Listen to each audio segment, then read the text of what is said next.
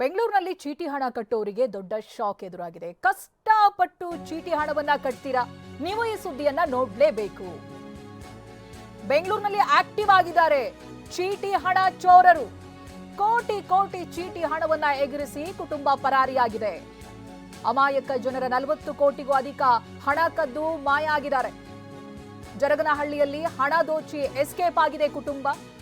1 ತಿಂಗಳು ಕಳೆದರೂ ಕೂಡ ಪತ್ತೆಯಾಗಿಲ್ಲ ಈ ಚೀಟಿ ಚೋರಿ ಫ್ಯಾಮಿಲಿ. ಬಹಳಷ್ಟು ಪ್ರಕರಣಗಳು ಈ ರೀತಿಯಾಗಿ ಆಗಿದೆ. ಬಟ್ ಇದು ನಿಜಕ್ಕೂ ಶಾಕಿಂಗ್. ಇನ್ನು ಕೂಡ ಪತ್ತೆ ಹಚ್ಚೋದಕ್ಕೂ ಸಾಧ್ಯವಾಗಿಲ್ಲ ಅವರುಗಳು ಎಲ್ಲಿದ್ದಾರೆ ಅಂತ. ಕಷ್ಟಪಟ್ಟು ದುಡ್ಡನ್ನ ಕೂಡಿಟ್ಟು ಹೊಟ್ಟೆ ಕಟ್ಟಿ ಚೀಟಿ ಹಣ ಕಟ್ತೀರಾ, ಬಟ್ ಯಾವ ರೀತಿಯಾಗಿ ಮೋಸ ಮಾಡ್ತಾರೆ ನೋಡಿ.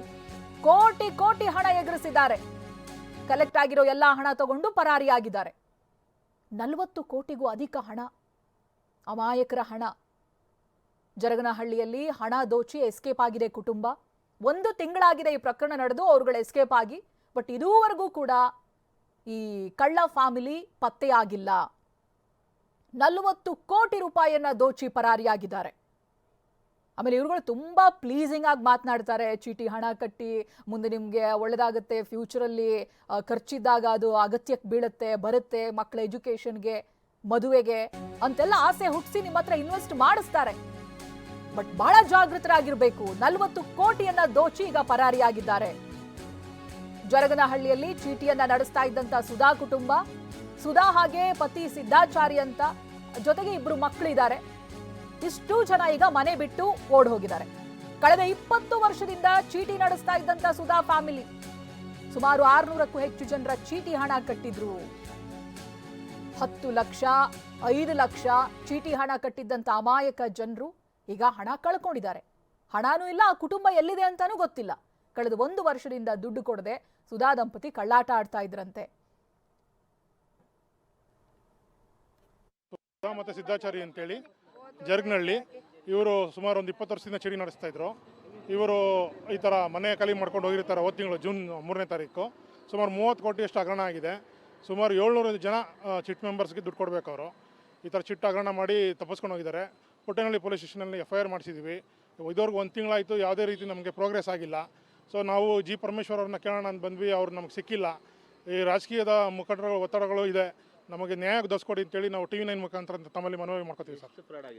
ಸರ್ ನಂದು 15 ಲಕ್ಷ ಫ್ರಾಡ್ ಆಗಿದೆ ಸರ್. ಟೋಟಲ್ 30 ಕೋಟಿಯಷ್ಟು ಜನದ್ದು ದುಡ್ಡು ಕಟ್ಕೊಡ್ಬೇಕಾಗಿತ್ತು ಸರ್. ಕೂಲಿನಲ್ಲಿ ಮಾಡಿ ಚೀಟಿ ಹಾಕಿದ್ದು ಸುಧಾ ಸಿದ್ದಾಚಾರಿ ಅಂತ ಜರಗನಹಳ್ಳಿಲಿದ್ರು. ಅವರು ಚೀಟಿ ಮಾಡ್ತಾಯಿದ್ರು. 10 ವರ್ಷ 15 ವರ್ಷದಿಂದ ಚೀಟಿ ಹಾಕಿದ್ದು. ಇವಾಗ ಚೀಟಿ ಮುಗಿದು 6 ತಿಂಗಳಾಯಿತು. 15ನೇ ತಾರೀಕು 6 ತಿಂಗಳಾಯಿತು. 6 ತಿಂಗಳಾಯಿತು ಹೋಗಿ. ಅದು ಇವಾಗ ಈ ಕದ್ದಿ ಹೊಂಟಗಳು 3ನೇ ತಾರೀಕೇನೆ. ಇವಾಗ ನಾವು ಏನು ಮಾಡೋದು ಸರ್? ನಮಗೆ ಕೊಟ್ಟಿದ್ದೀವಿ ಸರ್. FIR ಹಾಕೊಳ್ಳಿಲ್ಲ, ಅದೇನೋ ನ್ಯಾಯವಾಗಿ ಕಂಪ್ಲೇಂಟ್ ಕೊಟ್ಟಿದ್ದೀವಿ ಪುಟ್ಟನಹಳ್ಳಿ ಸ್ಟೇಷನ್ಗೆ. ನಮ್ಮ ಹೆಸರು ತೊಳಸಮ್ಮ ಅಂತ. ನೀವೇನಾರ ಕ್ರಮ ಕೈಗೊಳ್ಳಿ ಸರ್. ನಮಗೆ ಬಡವ್ರ ಬಗ್ರಿಗೆ ಏನಾರ ಒಂಚೂರು ನ್ಯಾಯ ಕೊಡಿಸಿ. ಒಂಚೂರು ಏನಾರ ನ್ಯಾಯ ಕೊಡಿಸಿದ್ರೆ ನಮಗೂ ಜನ ಎಲ್ಕ ಪಾಪ ಕೂಲಿನಲ್ಲಿ ಮಾಡೋರು, ಕಸ ಹೊಡೆಯೋರು, ಗಾರ್ಮೆಂಟ್ಸ್ಗೆ ಹೋಗೋರು, ಮುಸ್ರೆ ತಿಕ್ಕೋರು, ಮನೆ ಕೆಲ್ಸಕ್ಕೆ ಹೋಗೋರು ಎಲ್ಲ ಹಾಕಿ ಸಾಯ್ತಾ ಬಿದ್ದವ್ರೆ ಸರ್. 2-3 ಜನ ಆಸ್ಪತ್ರೆಗೆ ಸೇರವ್ರೆ. ಇನ್ನು ಇದೇ ಪ್ರಕರಣಕ್ಕೆ ಸಂಬಂಧಪಟ್ಟ ಹಾಗೆ ವಂಚನೆಗೊಳಗಾದವರು DCM DKಶಿಗೆ ಮನವಿಯನ್ನ ಕೂಡ ಮಾಡಿಕೊಂಡಿದ್ದಾರೆ. ನೋಡಿ, ಜೂನ್ 3ನೇ ತಾರೀಕು ಮಧ್ಯರಾತ್ರಿ ಇಡೀ ಫ್ಯಾಮಿಲಿನೇ ಎಸ್ಕೇಪ್ ಆಗಿದೆ. 2 ಮಕ್ಕಳು, ದಂಪತಿ. ಅದೇ ದಿನ ಬ್ಯಾಂಕ್ನಲ್ಲಿದ್ದಂತ ಚಿನ್ನವನ್ನ ಫ್ಯಾಮಿಲಿ ಬಿಡಿಸ್ಕೊಂಡಿದ್ರು. ಎಲ್ಲ ಪ್ರೀ ಪ್ಲಾನ್ ಆಗಿತ್ತು ಅನ್ಸುತ್ತೆ. ಮನೆಯಲ್ಲಿ ಮೊಬೈಲ್ ಬಿಟ್ಟು ಬೇರೆಲ್ಲಾ ವಸ್ತುಗಳನ್ನ ಸಾಗಿಸಿದ್ರು. 1 ತಿಂಗಳಿಂದಲೂ ಕೂಡ ಪತ್ತೆಯಾಗಿಲ್ಲ ಈ ಕುಟುಂಬ ಎಲ್ಲಿದೆ ಏನು ಅನ್ನೋದು.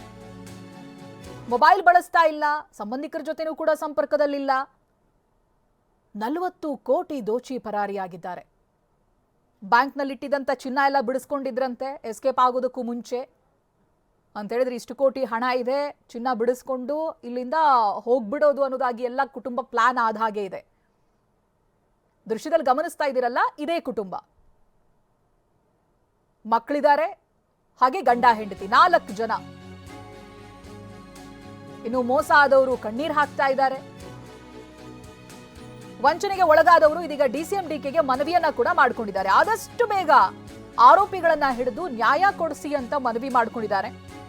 ಸದ್ಯ ಪುಟ್ಟೇನಹಳ್ಳಿ ಪೊಲೀಸರು ಹುಡುಕಾಟವನ್ನ ಮುಂದುವರಿಸಿದ್ದಾರೆ ಸುಧಾ ಕುಟುಂಬಕ್ಕಾಗಿ.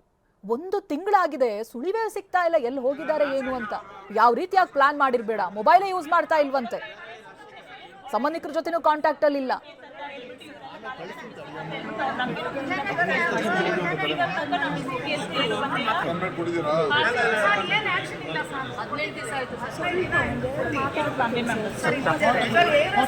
ನಿಧಾನಕ್ಕೆ ತೋರಿಸಿ